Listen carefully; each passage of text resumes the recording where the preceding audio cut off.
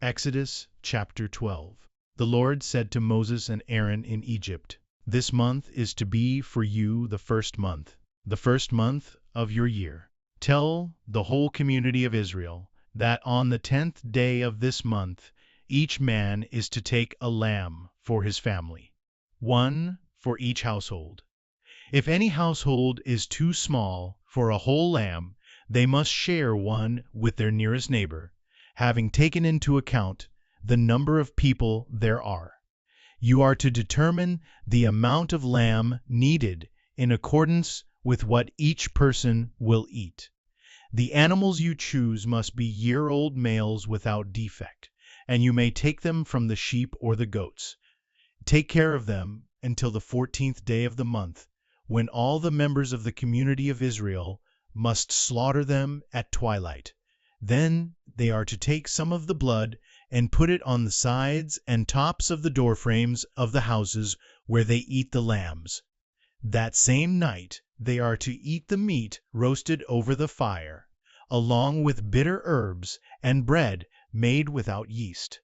Do not eat the meat raw or boiled in water, but roast it over a fire, with the head, legs, and internal organs.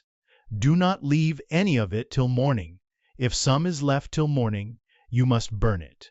This is how you are to eat it, with your cloak tucked into your belt, your sandals on your feet, and your staff in your hand. Eat it in haste. It is the Lord's Passover.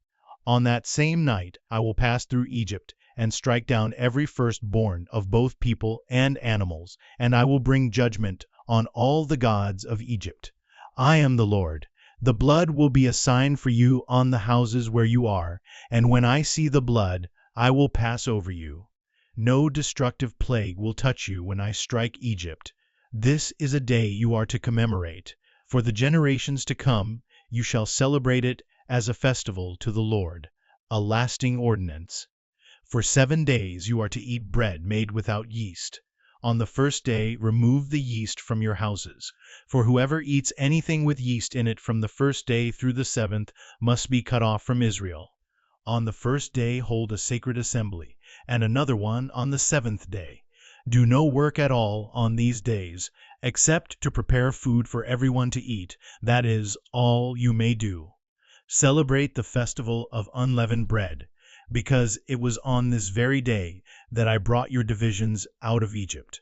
Celebrate this day as a lasting ordinance for the generations to come. In the first month you are to eat bread made without yeast, from the evening of the 14th day until the evening of the 21st day. For 7 days no yeast is to be found in your houses. And anyone, whether foreigner or native-born, who eats anything with yeast in it, must be cut off from the community of Israel. Eat nothing made with yeast. Wherever you live, you must eat unleavened bread. Then Moses summoned all the elders of Israel, and said to them, "Go at once, and select the animals for your families, and slaughter the Passover lamb. Take a bunch of hyssop, dip it into the blood in the basin, and put some of the blood on the top and on both sides of the doorframe.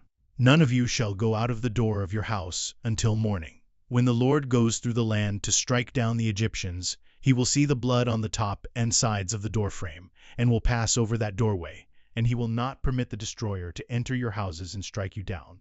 Obey these instructions as a lasting ordinance for you and your descendants.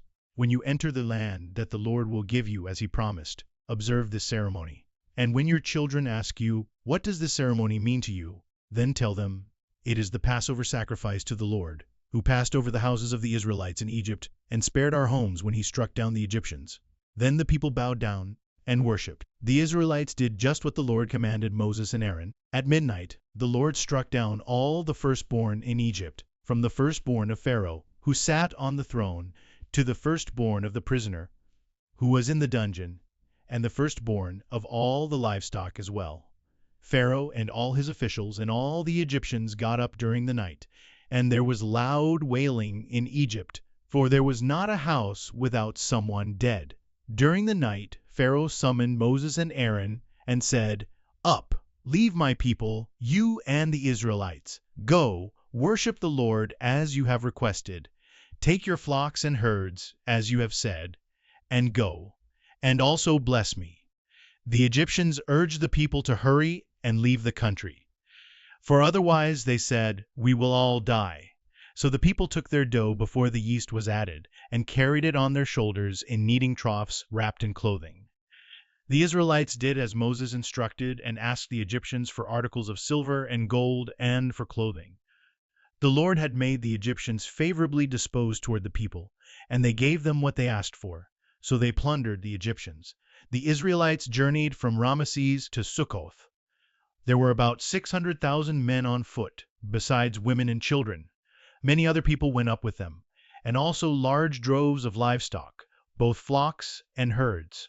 With the dough the Israelites had brought from Egypt, they baked loaves of unleavened bread. The dough was without yeast because they had been driven out of Egypt and did not have time to prepare food for themselves. Now the length of time the Israelite people lived in Egypt was 430 years. At the end of the 430 years, to the very day, all the Lord's divisions left Egypt, because the Lord kept vigil that night to bring them out of Egypt. On this night, all the Israelites are to keep vigil to honor the Lord for the generations to come. The Lord said to Moses and Aaron, "These are the regulations for the Passover meal. No foreigner may eat it. Any slave you have bought may eat it after you have circumcised him, but a temporary resident or a hired worker may not eat it. It must be eaten inside the house. Take none of the meat outside the house. Do not break any of the bones. The whole community of Israel must celebrate it. A foreigner residing among you who wants to celebrate the Lord's Passover must have all the males in his household circumcised. Then he may take part, like one born in the land. No uncircumcised male may eat it. The same law applies both to the native-born and to the foreigner residing among you." All the Israelites did just what the Lord had commanded Moses and Aaron. And on that very day the Lord brought the Israelites out of Egypt by their division.